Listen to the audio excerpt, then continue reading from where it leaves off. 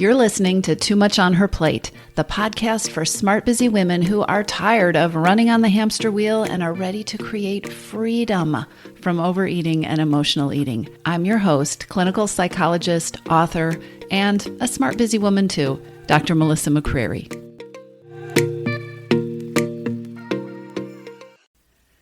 Hello, everybody.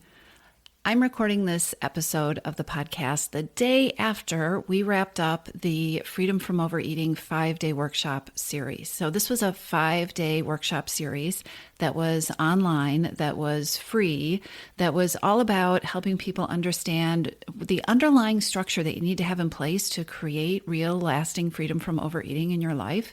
So every day for 5 days, and actually I did some bonus things after that, but every day for those 5 days and more, I was going live and teaching and then interacting in the group and responding to comments, and people were sharing their action items that they had taken and their wins and the shifts that were happening, and it was a really exciting time. It's a great event. Actually, we will be doing it again. So if you missed the Freedom from Overeating workshop, there is a wait list so that you can be notified. I don't know what the dates are going to be, but you can be notified when we offer that in the future.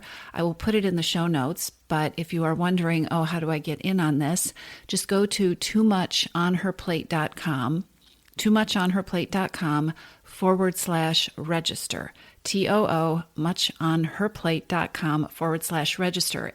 And depending on when you're listening to this episode, you are either going to get taken to a page that will allow you to sign up to be on the wait list, or if you're listening to this later and we happen to be offering the workshop or we've opened registration, you will be able to register in real time. But either way, you will be covered.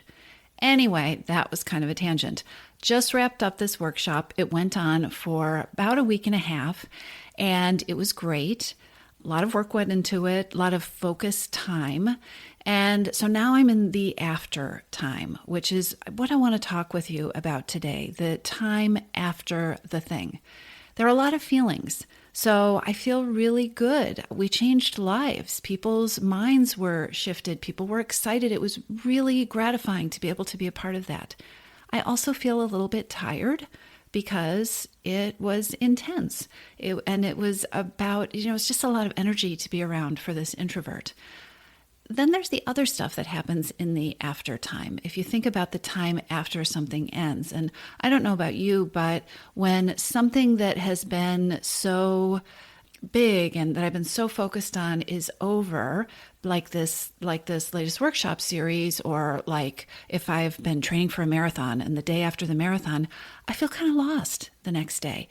I feel like this thing that was structuring me, the thing that was, I just knew this is where my thoughts were focused. This was what I was doing. If anybody asked, right, what are you up to? I'm doing this. I'm doing the workshop series. That has gone away. And it's also a time, because it's not that my calendar is empty. It's not like my life is empty now. There are a lot of things in my calendar, but it is a time of changing gears. This is a time of transitions. And if you followed me, you know that I think transitions are really important. In fact, there are a couple of podcast episodes about transitions that are worth a listen. I believe they're episodes 6 and 7, and I will put the link to those in the show notes as well. So here I am in the after time. This is the time after the thing is over. And as I was thinking about it today, I thought about how this in the past, it's not my thing now, but in the past, this might have been a time for overeating or mindless eating, or kind of eating and not really knowing why I was eating, but knowing I wasn't hungry, but maybe having that feeling like I was unsettled, or like I didn't really know what was going on. And I don't know if you've ever had that experience where it kind of feels like the eating is grounding you. So that may have been something that would have happened in the past. It's not happening now. What's happening now is I'm just noticing that I am in the after time. And what I was also thinking about is how often we totally ignore this particular time, this particular stage of things. And how many times this is the place that surprises and really trips up my clients. This is something that comes up on the coaching calls and your missing piece that I was doing so well. I was on track. I had that plan. And someone will say to me, we put together that plan and I felt so good about how I handled the trip. The trip went great. The choices I made felt really good. I enjoyed food and I didn't overeat and I was feeling really great about that. And then I don't know what happened because I came home and stuff just kind of felt slippery. I didn't do my old routines that I was doing before the trip, and it just kind of fell apart. I hear this a lot. So often we, and by we I mean all of us, but especially high achievers who are used to preparing for things and used to strategizing and used to looking ahead, so often we prepare for the thing, but not for after the thing. Our mind wraps around the thing, and then our thinking about what's going to happen just kind of ends. And I think sometimes we have this magical thinking that there is going to be this thing that I'm going to either get through or enjoy or that is going to happen to me. And then when it's over, it's almost like a button will be pushed and life will just go back to the way it was, right? But there's a transition there. And you will be ahead of 95% of us if you learn to see the transition and pay attention to the transition. So, what are these things I'm talking about? This overeating after the thing and what we do after the thing, after the vacation. That time after the really difficult presentation or the board meeting that you prepped and prepped and prepped for, and all those late nights, the time when that is over. The time after the kids go back to school. The time after the holidays. The time after that awkward breakup or that difficult conversation. The time after the relatives leave. This is a time to pay attention to. And what often happens is not only do we get so focused on planning for the thing, and sometimes planning for the thing includes planning for how you want to handle your eating, right? So maybe vacation is a time when you typically tend to overeat, or maybe in the past there's been a pattern of I'm either eating very rigidly or I'm doing vacation eating, which I covered in the episode all about eating on vacation. But what happens is maybe you've identified that this is a challenging situation. It's either a celebration where food can be challenging, or it's a stressful situation where food can be challenging. And so you've identified that, and maybe you have even been proactive and you've done some thinking and anticipating, and you've put together a plan for that. So maybe you planned for how you wanted your vacation eating to go. Maybe you planned for the difficult presentation or the kids going back to school, or maybe you planned for how you were going to get through that, that last week before school started. So not only do we forget to think about the after, but what often happens is that by the time you get to the after, you're depleted. Maybe you even have a hidden hunger for rest. Maybe you are exhausted, but you've put your whole game into that thing that was happening, either to enjoy it or to endure it or to get through it, depending on what the thing was, right? You've put your heart and soul into it. And maybe even to making that plan, that new way of doing things, the changes that you're trying to create, maybe you've also put a lot of energy into that. And so you roll into the after, right? You get home from the airport, you wake up Monday morning, you get out of the car after that horrible day at work is finally over.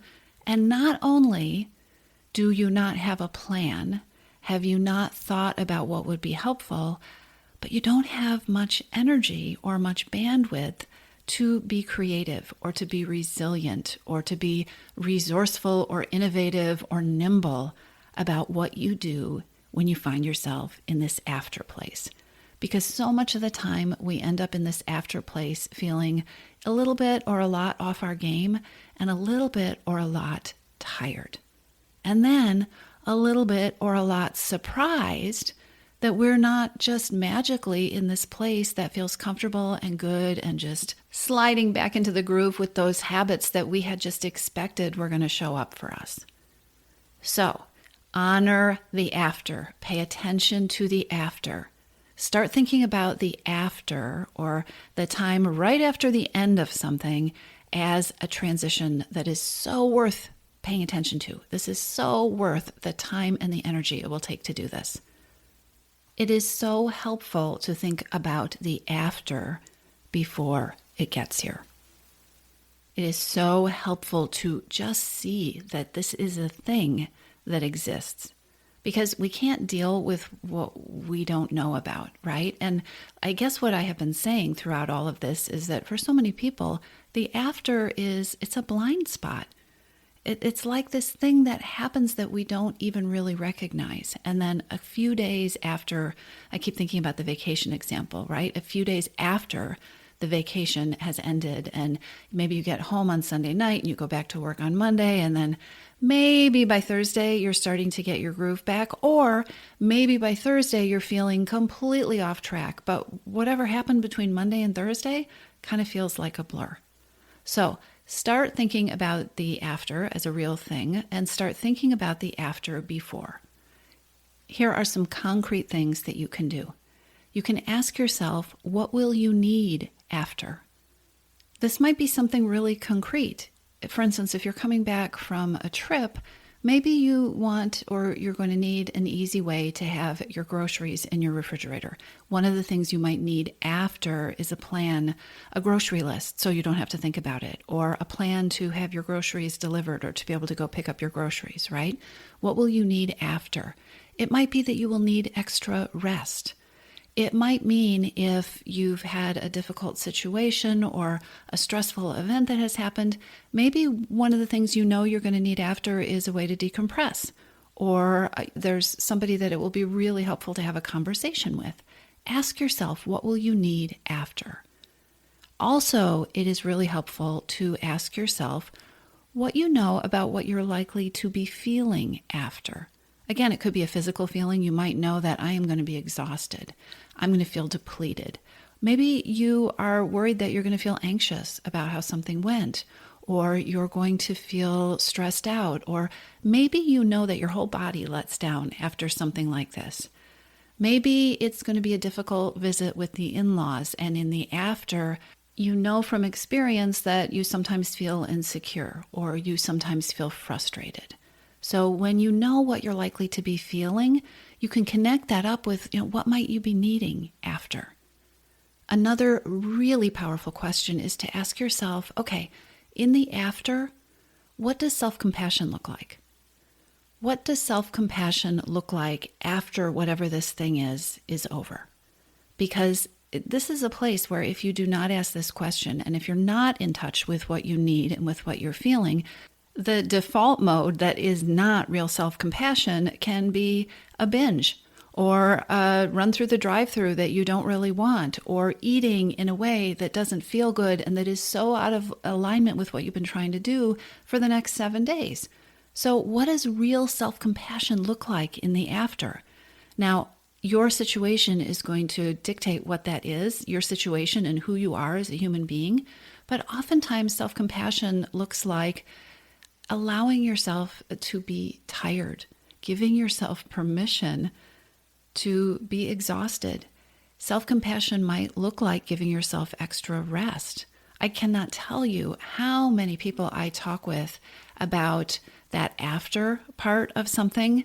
Because, well, here's the thing. I think that when we have something happening, whether it's vacation or whether it's something really difficult, there's a part of us that looks forward to the after. There is a part of us that there's something gratifying about getting back to it or getting back into the routine. And if it's a difficult thing, it is really gratifying to just have it be over, right? We want to be in part 2 of that story. And so I can't tell you how many people I work with who make the initial mistake of feeling like, I am going to be so excited to get back to my life. It is going to be great. It is going to be easy. I'm going to jump right in. I'm going to catch up on the stuff that I've missed out on. That somehow we have this fantasy that we are going to have all this super extra energy, and we're going to actually hit it harder in that after time than we normally do, right? We're going to be superwoman. what does self-compassion look like? Because so much of the time, self-compassion is acknowledging that the after is often a place where we are recovering, or we're in need of some kind of nourishment for our spirit, or we're just plain tired. So often when my clients start to see this after and they start to respect the after and where they are going to be in the after, so often the first thing that happens is a lot of crossing things off the calendar, right? Maybe I don't need to do that this week. Maybe that first day I could go in late to the office. Maybe that weekend, I don't want to plan a lot of social engagements. Now, I'm not saying you're going to be exhausted in the after. I'm saying that is a common experience that I see a lot. And then neglecting that tiredness is part of what can fuel a real cycle of emotional eating and overeating. I am saying it is very powerful to ask yourself, what does self-compassion look like after the thing? All right? And then the final question that we have been talking around, but is really key, is when you're in the before, once you have given some thought to these questions, ask yourself what you can do before to prepare for after. So the way I often put this to a client is, what is the way that you could create an on-ramp to the after that would feel as easy as possible?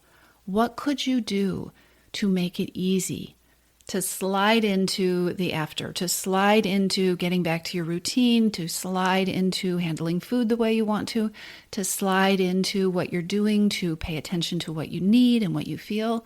What can you do before the thing? What can you put in place? And don't forget that asking for help is putting something in place, right? Getting support, delegating. What are the things that you can think of that will make the after just a little bit easier? So after you listen to this episode, go and take a little look at your schedule. Ask yourself, what are the things that are coming up that I am anticipating? And then take a look and ask yourself, is there an after related to this? Start noticing whether the after is a place where you tend to overeat or find yourself struggling with emotional eating, and then start paying attention to the after before. All right, so as I said, I am currently in the after, and it feels really good to share this information with you. I hope this episode is helpful. I am going to go cut out early and get a little bit of rest. I'll talk to you soon.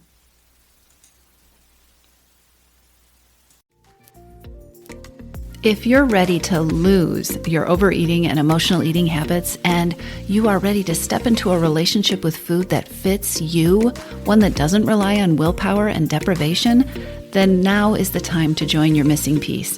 Enrollment is open, and this is the perfect time to join me. Go to toomuchonherplate.com/freedom, or just click on the link in the show notes.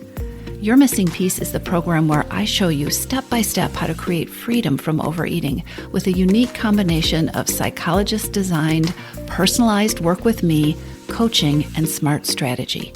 You'll learn how to reclaim your power, ditch the diets, and create results that are built to last.